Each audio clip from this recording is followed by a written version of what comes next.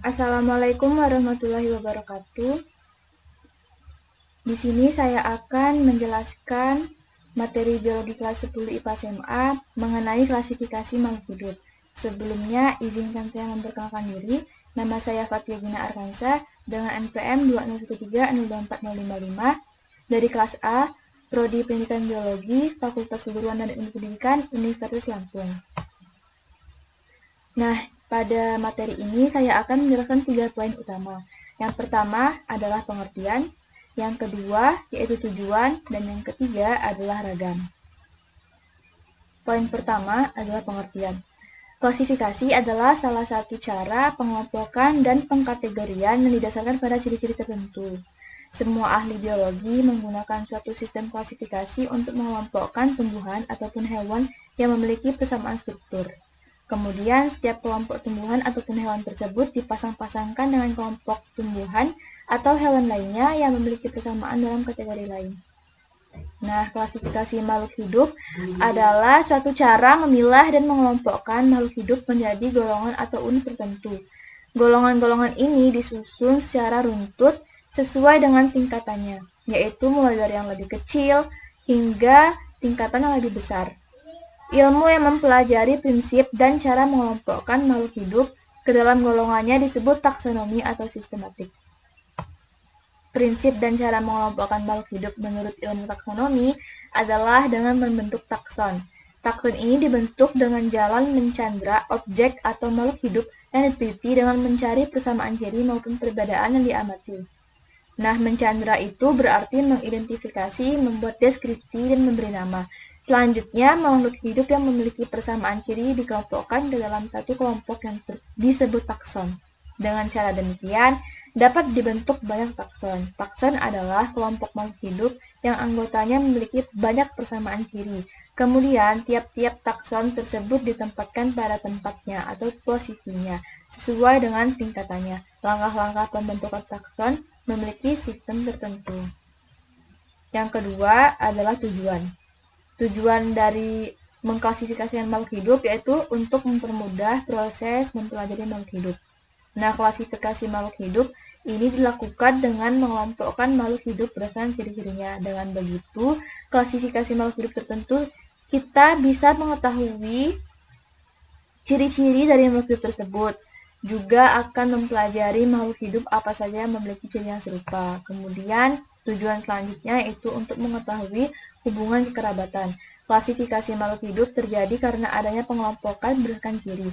Tingkat takson yang diperkenalkan oleh Linnaeus dapat membantu kita mengetahui hubungan kekerabatan antara makhluk hidup yang satu dengan makhluk hidup yang lainnya. Dengan mengetahui ciri-ciri makhluk hidup berdasarkan tingkatan takson, kita jadi memahami hubungan kekerabatan pada makhluk.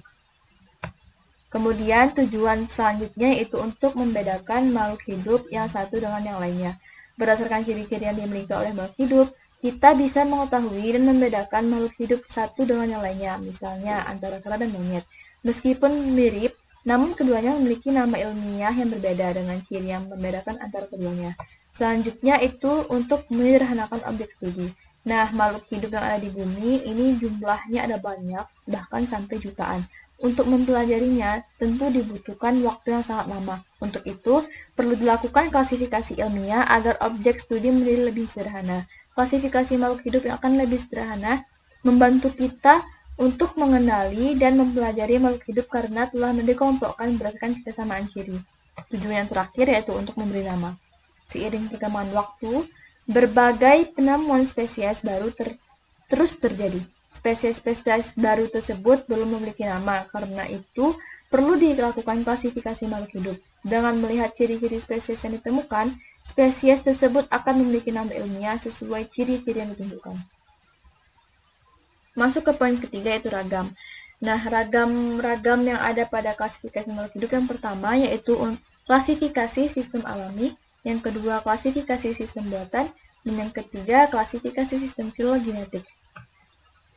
Klasifikasi sistem alami itu dikelompokkan organismenya berdasarkan sifat-sifat morfologi atau bentuk fisiknya. Sistem klasifikasi alami pertama kali dikemukakan oleh Aristoteles. Nah, saat itu Aristoteles mengelompokkan makhluk hidup ke dalam dua kelompok, yaitu hewan dan tumbuhan. Contoh pengelompokan makhluk hidup menggunakan klasifikasi ini adalah membagi tumbuhan menjadi herba, perdu, dan pohon. Selain itu, cecak, katak, kadal, dan kambing dikelompokkan menjadi hewan berkaki empat. Yang kedua adalah klasifikasi sistem buatan. Klasifikasi sistem buatan ini adalah sistem klasifikasi yang dibuat untuk tujuan praktis, misalnya mengelompokkan makhluk hidup berdasarkan kegunaannya. Sistem ini pertama kali dikenalkan oleh Carolus Linnaeus. Contohnya adalah sistem ini mengelompokkan jahe, hina, dan kayu putih serta ginseng ke dalam tanaman obat, sedangkan tanaman seperti mawar, melati, dan anggrek dikelompokkan ke dalam tanaman hias. Kemudian klasifikasi sistem filogenetik. Klasifikasi sistem filogenetik ini muncul setelah teori evolusi dikemukakan oleh para ahli biologi. Sistem ini disusun berdasarkan jauh dekatnya kekerabatan antara takson, yang satu dengan yang lainnya sekaligus mencerminkan perkembangan makhluk hidup. Pada sistem ini juga dijelaskan mengenai kesamaan susunan molekul dengan senyawa biokimia pada makhluk hidup yang memiliki fungsi yang berbeda pada setiap makhluk hidup. Pada dasarnya, klasifikasi filogenetik disusun berdasarkan persamaan fenotip, faal, dan tingkah laku yang diamati. Sistem ini diperkenalkan oleh Charles Darwin lewat bukunya yang berjudul The Origin of Species by Means of Natural Selection. Nah, dalam buku tersebut, Darwin menyatakan ada hubungan antara klasifikasi dan evolusi. Dasar pemikirannya bahwa organisme berubah sehingga berbeda sifat atau cirinya dengan sifat ciri nenek moyangnya. Kemudian, bertolak dari teori evolusi Darwin, muncullah sistem klasifikasi modern berdasarkan filogeni, yaitu klasifikasi yang disusun dengan melihat keturunan dan hubungan kekerabatan. Filogeni adalah sejarah evolusi suatu kelompok organisme. Klasifikasi yang berdasarkan filogeni disebut klasifikasi filogenetik. Sistem ini didasarkan pada jauh dekatnya kekerabatan antar organisme atau kelompok organisme. Organisme-organisme yang berkerabat dekat memiliki persamaan ciri yang lebih banyak dibandingkan dengan organisme yang berkerabat jauh. Ciri-ciri yang digunakan dalam pengklasifikasian ini adalah ciri morfologi, anatomi, fisiologi, dan perilaku. Masih di klasifikasi sistem filogenetik, jadi klasifikasi sistem filogenetik ini dibedakan menjadi 5, yaitu yang pertama, sistem filogenetik dua kingdom. Sistem dua kingdom adalah sistem klasifikasi yang pertama dikemukakan oleh Aristoteles, yang pada saat itu belum dikenal sebagai dikenal organisme mikroskopis. Jadi sebelum ditemukannya mikroskop. Dalam sistem ini organisme dibedakan atas dua dunia, yaitu kingdom Plantae atau dunia tumbuhan dan kingdom Animalia atau dunia hewan. Yang kedua adalah sistem filogenetik tiga kingdom. Sistem tiga kingdom ini muncul setelah adanya mikroskop yang mengungkapkannya adanya makhluk mikroorganisme bersel satu atau uniseluler dan bersel banyak atau yang disebut dengan multiseluler yang memiliki ciri hewan dan tumbuhan. Makhluk hidup tersebut dikelompokkan tersendiri yaitu kingdom Protista. Dengan demikian, makhluk hidup kemudian dikelompokkan menjadi tiga kingdom, yaitu yang pertama kingdom Protista, yang kedua kingdom Plantae, dan yang ketiga adalah kingdom Animalia. Ini hanya bertambah kingdom Protistanya.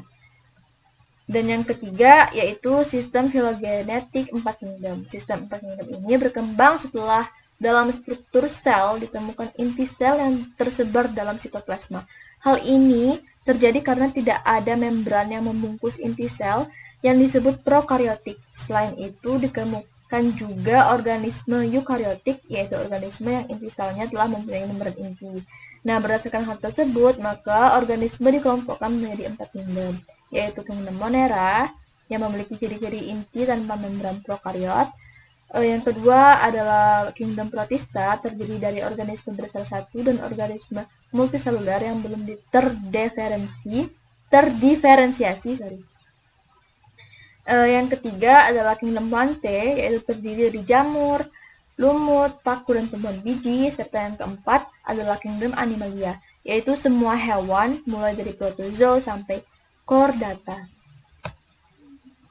Nah, sistem klasifikasi filogenetik yang keempat ini merupakan filogenetik 5 kingdom yang dikembangkan oleh Whittaker pada tahun 1969 dan banyak didukung oleh ilmuwan biologi. Pada sistem ini, jamur dipisahkan dari kingdom Plantae berdasarkan ciri struktur sel dan cara memperoleh makanan. Kemudian dikenal klasifikasi sistem kingdom yang terdiri atas yang pertama yaitu kingdom Monera, yang kedua adalah kingdom Protista, yang ketiga adalah kingdom fungi atau jamur. Bisa dilihat ciri-ciri pada kingdom Monera itu sel yang prokaryotik, artinya sel tersebut tidak memiliki membran sel dan sel itu juga tidak memiliki mitokondria. Kemudian kingdom Protista itu memiliki ciri-ciri tubuh yang tersusun dari satu sel atau banyak sel, namun sel-sel tersebut sederhana dan tidak memiliki jaringan, tidak membentuk jaringan. Dan ciri-ciri yang terjadi pada kingdom fungi atau jamur itu organisme eukariota sebagian besar multiselular bersifat heterotrof dengan cara menyerap zat-zat makanan dari lingkungan. Dan yang keempat, yaitu kingdom Plantae, itu ciri-cirinya yaitu organisme eukariota multiselular bersifat autotrof dan dapat melakukan fotosintesis. Serta yang kelima, kingdom Animalia, memiliki ciri-ciri eukariota bersel banyak yang bersifat heterotrof. Dan klasifikasi sistem filogenetik yang terakhir, yaitu sistem filogenetik 6 kingdom. Sistem 6 kingdom pertama kali dikemukakan oleh Carl Woese, seorang ahli biologi molekuler dari University of Illinois yang menemukan bahwa Archaebacteria berbeda dengan Eubacteria. Archaebacteria ini berbeda dalam hal proses transkripsi dan translasi dengan Eubacteria, dengan genetik Eubacteria. Pada Archaebacteria, transkripsi dan translasinya ini lebih mirip dengan apa yang terjadi pada eukariotik. Selanjutnya, para ahli biologi bersepakat memisahkan Eubacteria dan Archaebacteria. Nah, lengkapnya klasifikasi sistem 6 kingdom itu terdiri dari Eubacteria atau bakteri, kemudian Archaebacteria atau prokariot, kemudian Protista atau eukariot bersel satu, dan fungi atau jamur, Plantae tumbuhan, dan Animalia hewan.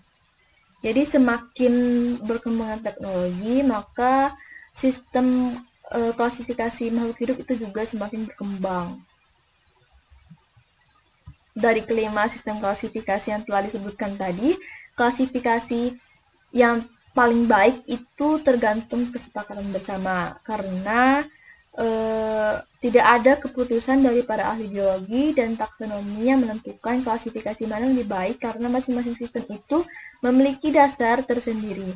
Namun, pada saat ini kecenderungan para ahli biologi menggunakan sistem 5 atau 6 kingdom. Jadi, yang paling sering digunakan saat ini adalah sistem klasifikasi 5 kingdom atau 6 kingdom. Nah, demikianlah materi mengenai klasifikasi makhluk hidup yang dapat saya sampaikan. Mohon maaf apabila terdapat kesalahan kata. Saya akhiri. Wassalamualaikum warahmatullahi wabarakatuh.